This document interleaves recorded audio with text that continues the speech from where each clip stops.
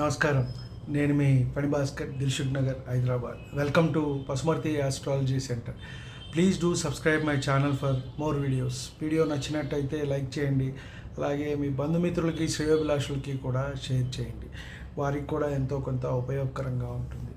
ఎందుకంటే ఒక విషయాన్ని మనం తెలుసుకున్నప్పుడు, మంచి విషయాన్ని మనం తెలుసుకున్నప్పుడు నలుగురికి షేర్ చేయటం అనేది ఎంతైనా మంచిది. ఎందుకంటే మన దగ్గర ఏదైనా ఫుడ్ ఉన్నప్పుడు, లేదా ఒక దైవ ప్రసాదం ఉన్నప్పుడు, మనం ఎక్కడైనా గుడికి వెళ్ళి వచ్చినప్పుడు, తిరుపతి అలాంటి వాటికి వెళ్ళి వచ్చినప్పుడు అందరికీ పంచుతాం. అలాగే ఒక మంచి విషయాన్ని నలుగురికి షేర్ చేయటం అనేది కూడా మంచిది. అదే మనకి ఎప్పుడైనా కష్టకాలంలో అక్కరకు వస్తుంది. కాబట్టి మనం బాగుండాలి, అందరూ బాగుండాలి అనే స్ఫూర్తితోనే మనం వెళ్ళాలి, కోరుకోవాలి కూడా నిత్యం మనం. ఎందుకంటే ఈ కలియుగంలో దైవస్మరణ ఎంత చేసుకుంటే అంత మంచిది. మిగతావి ఏవి కూడా మనల్ని కాపాడలేవు. కాబట్టి పూర్వ పుణ్యం అన్నా ఉండాలి, ఈ జన్మలో దైవస్మరణ అన్నా ఉండాలి. కాబట్టి ఎంత పూజ చేసుకుంటే అంత మంచిది. ఎందుకంటే ఇది కలికాలము. అందులో మనకి రాహుకేతువుల ప్రభావం అనేది ఎక్కువగా ఉంటుంది.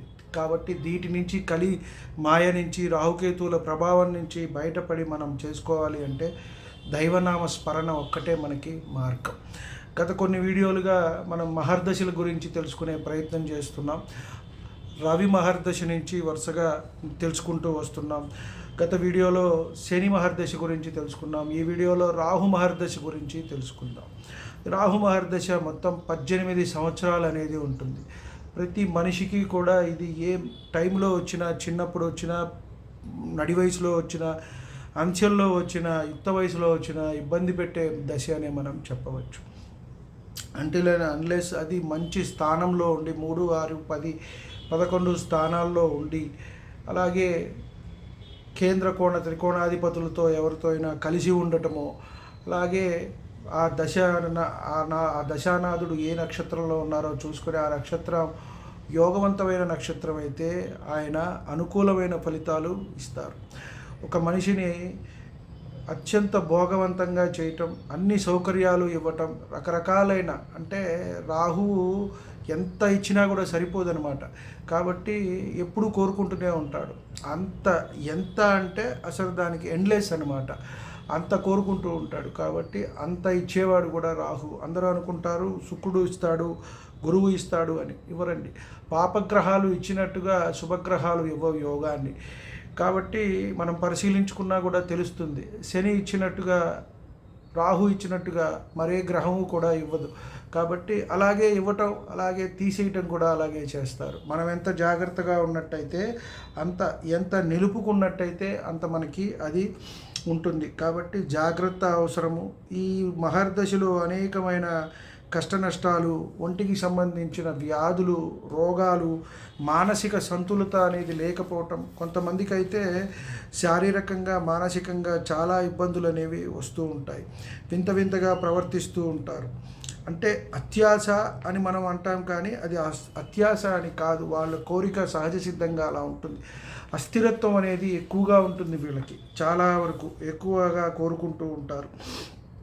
కాబట్టి ఈయన వృషభ, కటక, కన్య, కర్కాటక, కన్య, కుంభరాశుల్లో ఉంటే శుభ ఫలితాలను ఇస్తారు అని మనం చెప్పవచ్చు. కుజశనులతో వీరికి సంబంధం వచ్చింది అంటే పాప ఫలితాలే ఎక్కువ ఇస్తారు, ఏ రాశిలో ఉన్నప్పటికీ కూడా. కాబట్టి కొంత వీరు రాజకీయాల్లో హఠాత్తుగా పైకి రావటము మనం చూసినట్టయితే, కేసీఆర్ గారు రాహుమార్ దశలోనే అత్యంత యోగవంతంగా 2 సార్లు సీఎం అవటం కూడా మనం చూసాం. కాబట్టి ఆయన అత్యంత యోగాలు కూడా ఇస్తూ ఉంటారు. అలాగే అనేక రకాలైన ఒడిదుడుకులు కూడా జీవితంలో ఇస్తారు. మానసిక ప్రశాంతత లేకుండా ఉండటం, అనేక రోగాలకు కూడా రాహువే కారణం. కాబట్టి బుధరాహువులు కలిసినట్టయితే చాలా ఒడిదుడుకులు, బుద్ధిమాంద్యము, సుఖము అనేది లేకపోవటము, శారీరక మానసిక రుగ్మతలు ఇవన్నీ కూడా ఎక్కువగా వస్తాయి. కాబట్టి రాహు ముఖ్యంగా ఎవరితో కలిసి ఉన్నారు, లేదు ఏ రాశిలో ఉన్నారు, ఆ ఫలితాలే ఎక్కువగా ఇస్తూ ఉంటారు.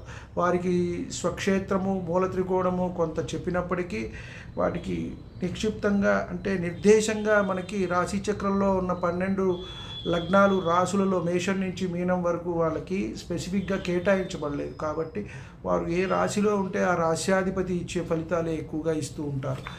మొత్తం రాహు మహర్దశ 18 సంవత్సరాలు ఉంటుంది. రాహు మహర్దశలో రాహు అంతర్దశతోనే మనకి మొదలవటం అనేది జరుగుతుంది. కాబట్టి సంతానాన్ని కూడా రాహు ఇవ్వకుండా ఇబ్బంది పెడుతూ ఉంటాడు కొంతమందికి. అలాగే పుత్ర సంతానాన్ని కూడా కలగచేస్తాడు రాహు అని చాలామందికి తెలియదు. దానివల్ల రాహుకేతువుల వల్ల సంతాన దోషం ఉంది, లోపం ఉన్నది, ఇబ్బంది ఉన్నది అని చెప్పని కాళహస్తి చుట్టూ తిరుగుతారు, కాలసర్ప పూజలు చేయించుకుంటారు, ఇవన్నీ చేయించుకుంటారు. పుత్ర సంతానాన్ని ఇచ్చేవాడు కూడా రాహు. అలాగే సంతానానికి ఇబ్బంది పెట్టేవాడు కూడా. అంటే రాహు మన జన్మ జాతకంలో ఎలా ఉన్నాడు, బలంగా ఉన్నట్టయితే మనం చూసుకున్నట్టయితే అధికార లాభం, పుత్రప్రాప్తి, అధిక సుఖము, అధికారం వల్ల ధనం, ధనధాన్యాభివృద్ధి, ప్రభుత్వ మూలకంగా లాభము, తీర్థయాత్రలు, పుణ్యశ్రవణ కీర్తనలు అన్నీ కూడా చేస్తాం. అలాగే రాహు బలహీనంగా ఉన్నట్టయితే విచారము, సొంత వాళ్ళకి దూరంగా ఉండటము, మన సొంత ఊరికి దూరంగా ఉండటము, అలాగే అరణ్యాల్లో నివసించడము, నీచవృత్తి చేయటము, సౌఖ్యం లేని భోజనం, భార్య కుమారుల వల్ల సౌఖ్యం లేకపోవటం, ఉద్యోగ భంగం, శరీర పీడ, వ్యాధులు, మానసిక సంతులత అనేది వీరికి ఉండకుండా ఉంటుంది. కొంతమందికి మతి స్థిమితం కూడా ఉండదు, మానసిక రుగ్మతులు అనేవి ఎక్కువగా ఉంటాయి. కొంతమంది చిన్నపిల్లల్లో మనం యుక్త వయసులో రాహు మహర్దశ రావటం అనేది కొంత ఇబ్బందికరమైన విషయమే అని చెప్పి మనం చెప్పవచ్చు. ముఖ్యంగా ఇది 18 సంవత్సరాలు ఉంటుంది. రాహు మహర్దశలో రాహు అంతర్దశ ఏ విధంగా ఉంటుంది అనే విషయాన్ని మనం తెలుసుకుంటూ దీన్ని మొదలు పెడదాం. బలవంతుడైన రాహు అంతర్దశలో వివాహం జరిగే అవకాశం ఉంటుంది. అధికార ప్రాప్తి, అలాగే మిత్రులకు ప్రీతి, ప్రభు సన్మానము, ధనలాభము, వ్యవహార జయము, ధైర్య సాహసాలు అనేవి మెండుగా ఉంటాయి.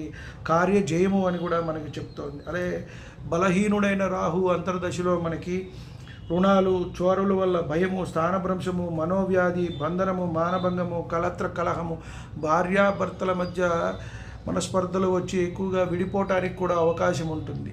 లగ్నంలో రాహుకేతువులు ఉన్నప్పుడు ఈ ఇబ్బంది అనేది కలుగుతుంది. లగ్నంలో రాహు, సప్తమంలో కేతువు ఉన్నప్పుడు ఇటువంటి ఇబ్బందులు కొంతమందికి కలుగుతాయి. కొంతమందికి సంతానపరమైన ఇబ్బందులు కూడా కలుగుతాయి. కాబట్టి కొంత జాగ్రత్తగా ఉండవలసిన అవసరం ఉంటుంది. రాహు మహర్దశలో తప్పకుండా కాస్త గోమేధికం ధరించుకుని దుర్గా అమ్మవారి ఆరాధన, అలాగే రాహు ఏ నక్షత్రంలో ఉన్నారో ఆ నక్షత్రాధిపతి ఆరాధన చేసుకున్నట్టయితే ఆ మహర్దశ నుంచి కొంత బయటపడతారు అని మనం చెప్పవచ్చు. చండీ హోమం అనేది చాలా చెప్పదగ్గ వీరికి పరిహారం. రాహు మహర్దశ నడిచేవారికి, రాహు మహర్దశలో జన్మించిన వారికి. అలాగే గోమేధికం కూడా ధరించడం అనేది చెప్పదగ్గ సూచన. రాహు మహర్దశలో గురు అంతర్దశ, బలవంతుడైన గురువు అంతర్దశలో భూలాభము, మనోధైర్యము, శత్రునాశనము, ధనలాభము, వాహన విక్రయాల వల్ల లాభము, పుత్రజనము, ప్రయత్న కార్యసిద్ధి. ఎంత ప్రయత్నిస్తే అంత ఫలితం అనేది వీరికి దక్కుతుంది అని మనం చెప్పవచ్చు. కుటుంబ సౌఖ్యము, అన్నదానము, రాజాశ్రయము, పుణ్యక్షేత్ర సంచారం అన్నారు. అదే గురువు బలహీనంగా ఉన్నట్టయితే అన్ని పనుల్లో ఆటంకము, హాని, పాపచింత, కళత్ర దోషము, రాజదండన, ఇవన్నీ కూడా పితృ విచారము. మనం ఒకసారి 2 సార్లు చాలాసార్లు చెప్పుకుంటూ ఉన్నాం. రాహు మహర్దశ, శని మహర్దశ నడుస్తున్నప్పుడు ఇబ్బందులు అనేవి పెడతారు.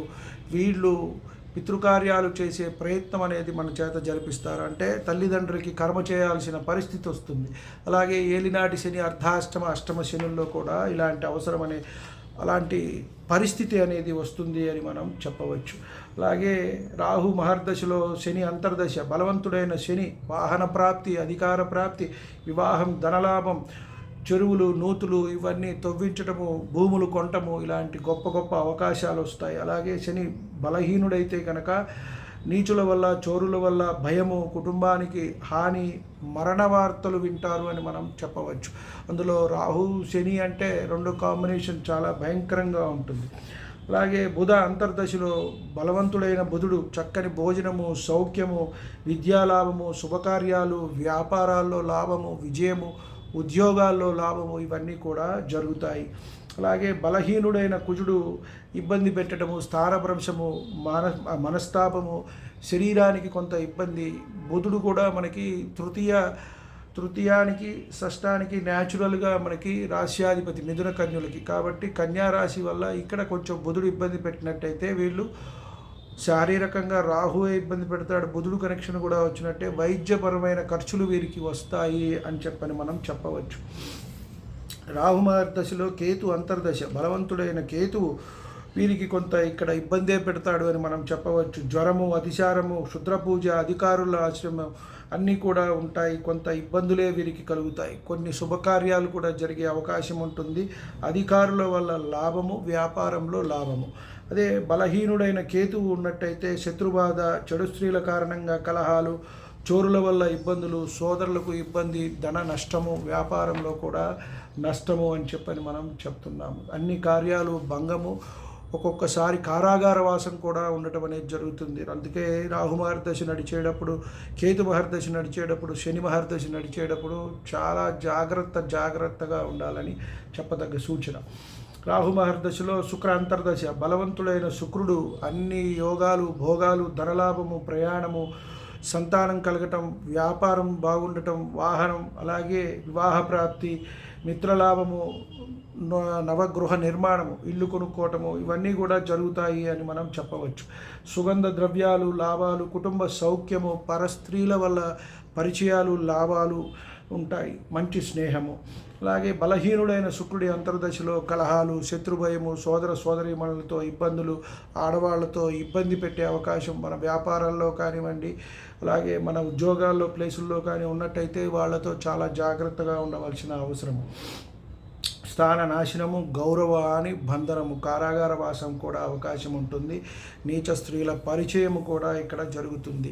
అంటే ఇక్కడ నీచ స్త్రీలు అంటే ఇక్కడ తప్పు పట్టాల్సిన అవసరం లేదండి. అంటే వాళ్ళు మంచివాళ్ళు కాదు, వాళ్ళని ఏదో నీచులు అని మనం కించపరచటం అని కాదు. వారికి వివిధ రకాలైన చెడు అలవాట్లు ఉన్న వాళ్ళని మనం అలా అంటూ ఉంటాం. అంతే తప్పితే ఇక్కడ ఎవరిని కించపరచాలని మనకి లేదు ఉద్దేశం.